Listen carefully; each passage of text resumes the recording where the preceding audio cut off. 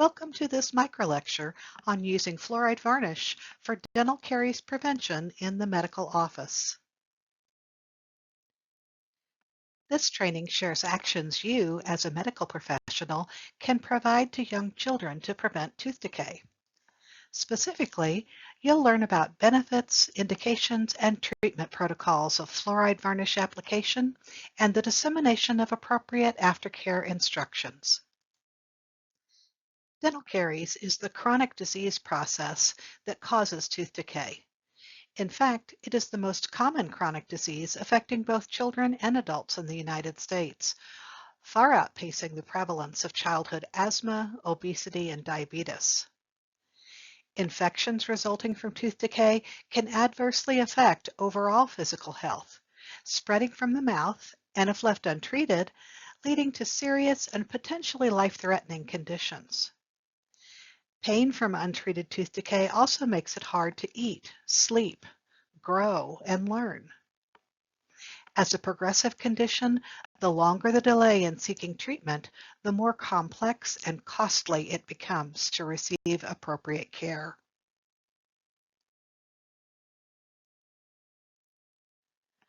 The good news is that tooth decay is preventable, and as a healthcare provider, you will be perfectly positioned to help that prevention happen. Because children will see doctors and nurses earlier and more often than dentists and dental hygienists, states are turning to healthcare providers to help manage oral health.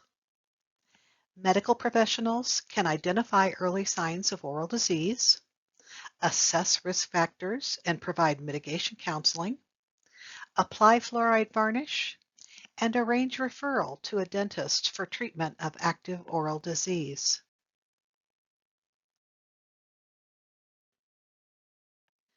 Fluoride is essential for the development of strong teeth and can be delivered through both systemic and topical means. You'll learn more about other types of fluoride in future microlectures, but today our focus is on fluoride varnish. This topical fluoride application strengthens tooth enamel and helps repair the early stages of tooth decay, such as the white spots in this image, indicating enamel demineralization. There is strong evidence supporting the use of this preventive intervention. A Cochrane review found that young children treated with fluoride varnish experienced on average a 43% reduction in tooth decay. Fluoride varnish is safe to use just as soon as the first tooth erupts and is not associated with any treatment-related adverse events. The United States Preventive Services Task Force has recommended that primary care clinicians apply fluoride varnish to the teeth of all infants and young children. Medicaid programs in all 50 states and many private insurance companies will cover the cost of the application of fluoride varnish by medical providers. The CPT code for this procedure is 99188. But you'll want to verify coverage specifics with insurers, including frequency and the appropriate diagnosis code to use. Let's focus now on the information you need to introduce the application of fluoride varnish into your medical practice.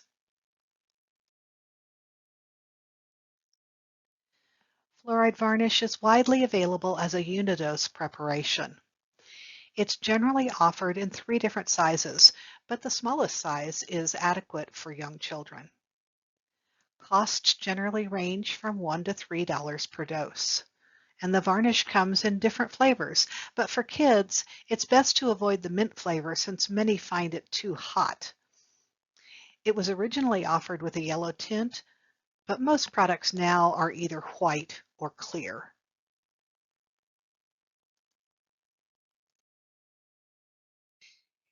Here is what the application of fluoride varnish might look like during a medical appointment. Fluoride varnish is an easy, safe, and effective way to protect children's teeth from dental caries. The American Academy of Pediatrics and the United States Preventive Service Task Force now recommend fluoride varnish applications every 3 to 6 months for all children ages 6 months to 5 years as a part of a well-child visit. The whole process takes less than a minute. Either a medical assistant, nurse, or healthcare provider can apply the varnish. You will need gloves, gauze, and the Fluoride Varnish single unit vial with its brush. After washing hands, put your clean gloves on, which do not need to be sterile. You can put a small amount of the varnish on top of your non-dominant gloved hand. For infants and toddlers, the knee-to-knee position is very effective. The parent or caregiver holds the child facing her with the child's knees at either side of their waist. The child's head rests on your lap, and the parent or caregiver can gently hold the child's arms. If the child cries, as many will, this will actually help open the mouth. Use the gauze to dry excessive saliva from the tooth surface before painting the varnish. It is okay if some saliva is still there, as the saliva fixes the varnish to the tooth surface. Paint all the surfaces of the teeth, both the front and back of each tooth, and be sure to paint the chewing surfaces of molars. You only need to apply a thin coat of the varnish, and you don't need to use all the varnish provided. That's it. That's it. Once the fluoride varnish has been applied, inform the caregiver that the child can eat and drink immediately, but they should avoid hot, sticky, or very hard foods for several hours, and wait to brush until the next day. If you choose to use a varnish with a yellow tint, let the parent know that the child's teeth may show discoloration, but that it will go away the next time the teeth are brushed. You will also want to document the procedure in the chart and determine when the child should return for another treatment. That interval will depend on a child's caries risk status and whether they have a place to go for routine dental care. Make sure your office arranges for any needed dental referrals and share any needed oral health guidance with the caregiver. It's important to remember that while it helps reduce caries, fluoride varnish is not a replacement for appropriate diet, regular brushing, or routine dental care.